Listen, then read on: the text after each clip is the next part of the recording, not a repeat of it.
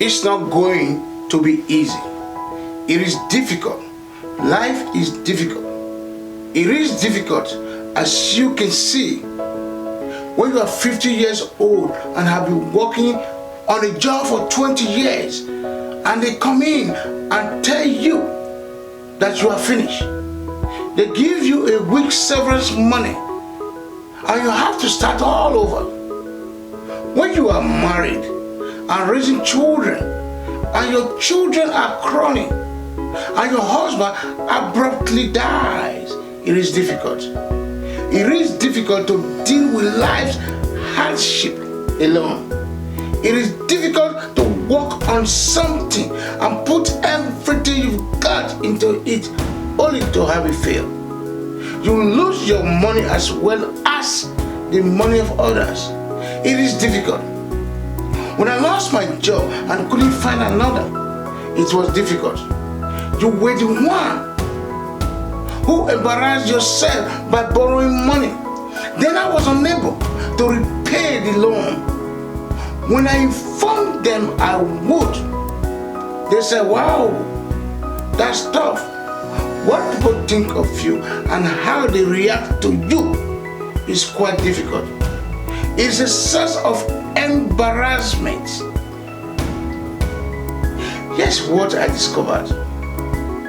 You will go through situations in life that you will not understand why they are happening to you. You do what you are supposed to do, which is to construct something. It's your job to make something. I'm not sure how to do it. Learn to do whatever is necessary. Simply get out there. It's conceivable. You have the ability to have whatever you desire. It's required. You must take action if you desire it. You must be willing to try new things. You must be prepared to both fail and succeed. You must be open to forming and nurturing new relationships. It's all on you. It's all on you. It's up to you to make it happen.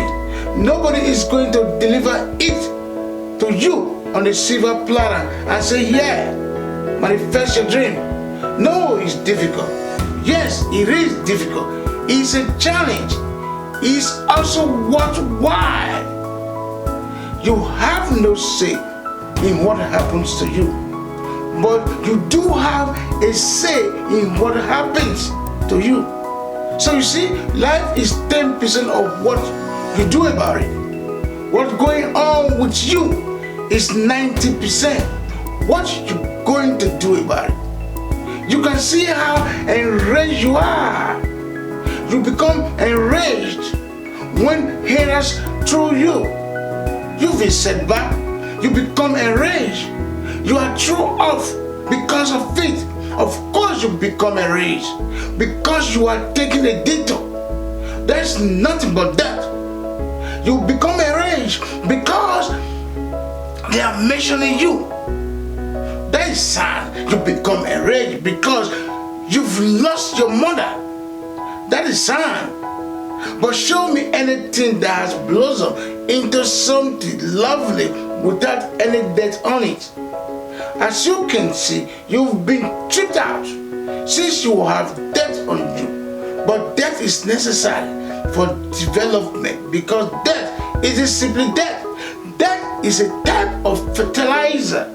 Death is a source of nutrient. Death creates a channel for your seed to pass through. To get through something, you have to have death on you. Everything that is lovely begins as a seed, but that seed must be exposed to death. You have to have death on you if you want to grow into what God has planned for you. Don't run away from life's obstacles. Instead, look at them and embrace whatever comes your way. Take a step forward. Don't try to avoid it, as the majority of people can see. The majority of people prefer things to be simple. easily comes easy. As you can see, what a simple thing to see. But when you go to what you have to deal with and deal with the terrible problems of it, when you manage those difficult things close at hand, making those difficult decisions right now that you don't want to do, learning those things that you don't like to do, that is when you will succeed. But you know that this is one of the hoops you will have to jump through in order to get where you want to go. And I'm telling you to do whatever it takes, because if you don't, life will beat you down until you give up. You must believe in yourself. You must have faith in yourself. You must have faith in your abilities. You must unquestionably believe in your service, your organization, and your ideas. You must have faith, and it is this confidence that allows you to be patient. That's not going to happen as quickly as you'd like. There will be a lot of things that will catch you off guard. As a result, you must deal with and address it as it arises. Not only that, but your trust and patience propel you forward. You must keep moving and putting forth the effort.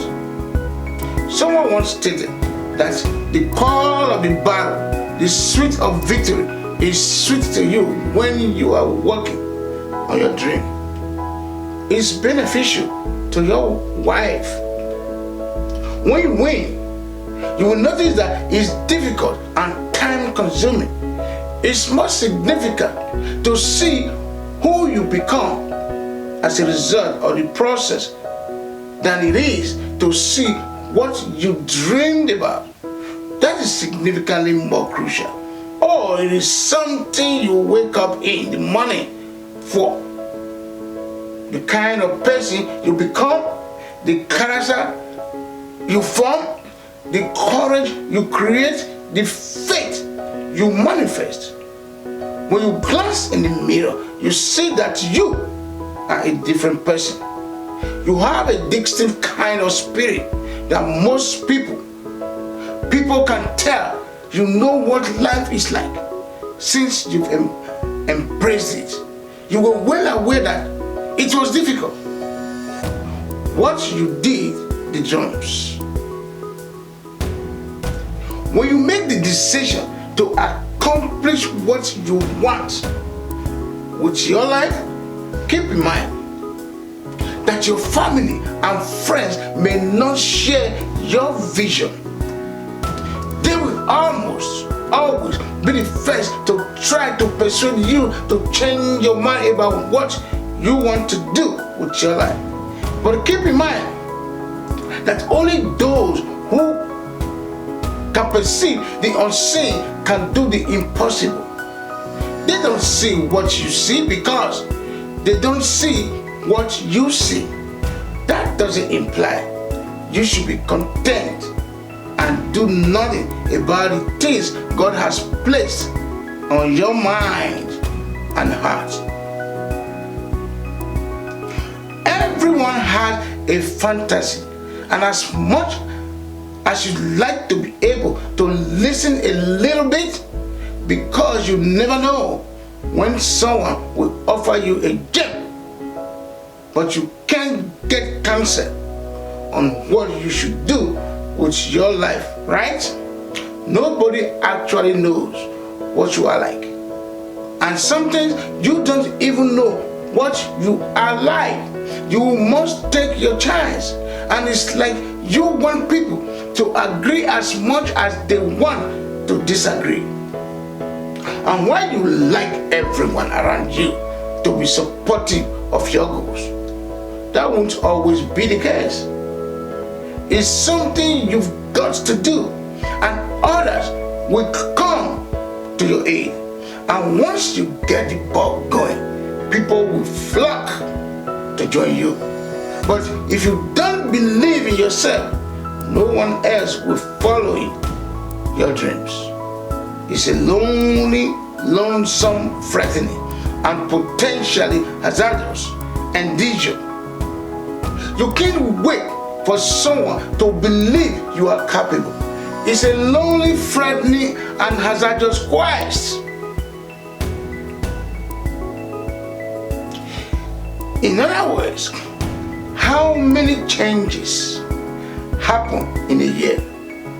Live regardless of what we want to think or believe, because in 2020, everything changed.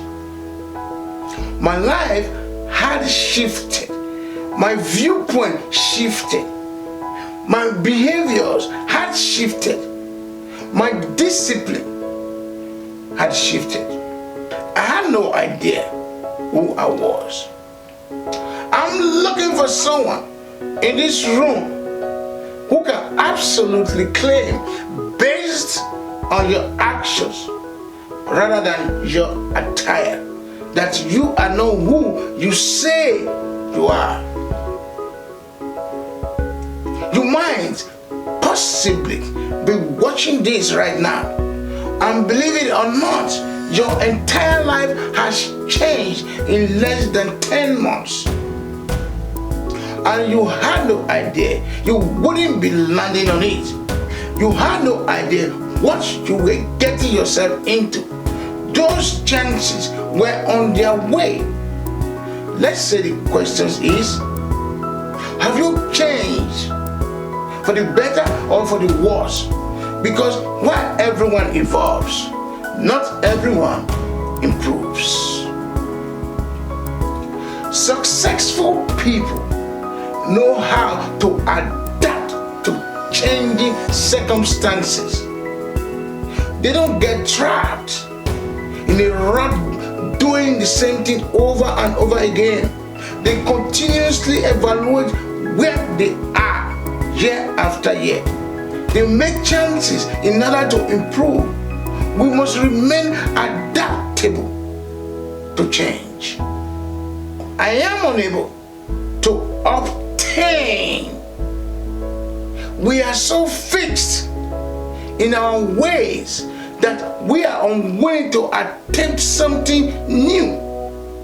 This is why so many people are uninterested. Their lives are devoid of vitality because they aren't used to it. They jump at the chance for a promotion wherever it arises.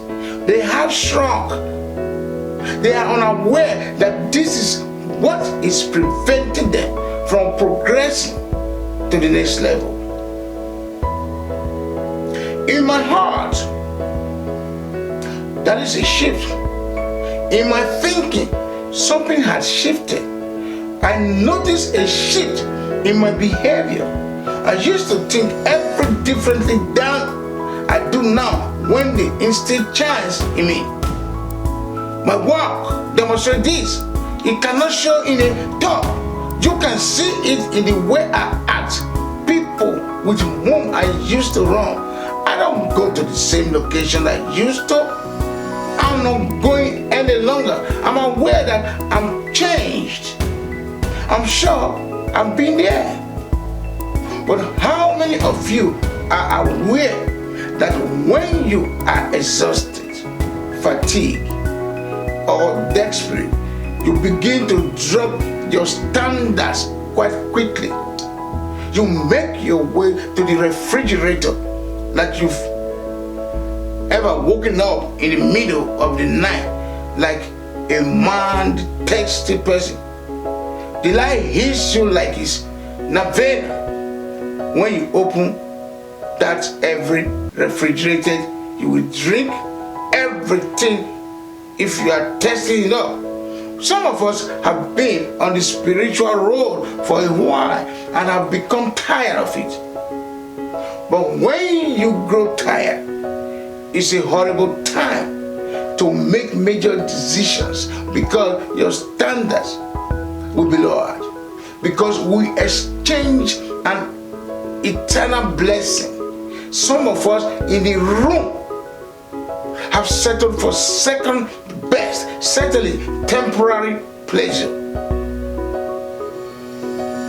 The first requirement for a leader, according to Napoleon, is unflinching courage. I'm not sure if I agree with the steadfast aspect of this, because our courage does occasionally sway a little, but it never breaks. Courage, builds up. Then there are those doubts that creep in, and we have to dig a little deeper to find the fortitude to conquer our fears and doubts. So I probably have a little disagreement with Napoleon about this unchanging courage, because courage can waver at times. But as long as it's there, it is give you the guts to do what you didn't believe you could. You could summon the God to venture into unknown land. That kind of courage. The courage to talk to someone you don't know. The courage to try to run a meeting. The courage to give your first testimony. The courage to solve problems you couldn't solve before. The courage to stand up when it's dark in your corner. The courage to do it when things don't go your way. You have to have that type of courage, even if it's a little shaky at times, because we all have doubts that attack us. We all have the fear that cheat in sees the essence of life. But faith is all about overcoming those consigned to serve us. That is what courage is all about. When our doubts aren't serving us, we must rely on faith to conquer fear and courage to overcome doubts. Napoleon's second remark was about self-control. Thanks for watching.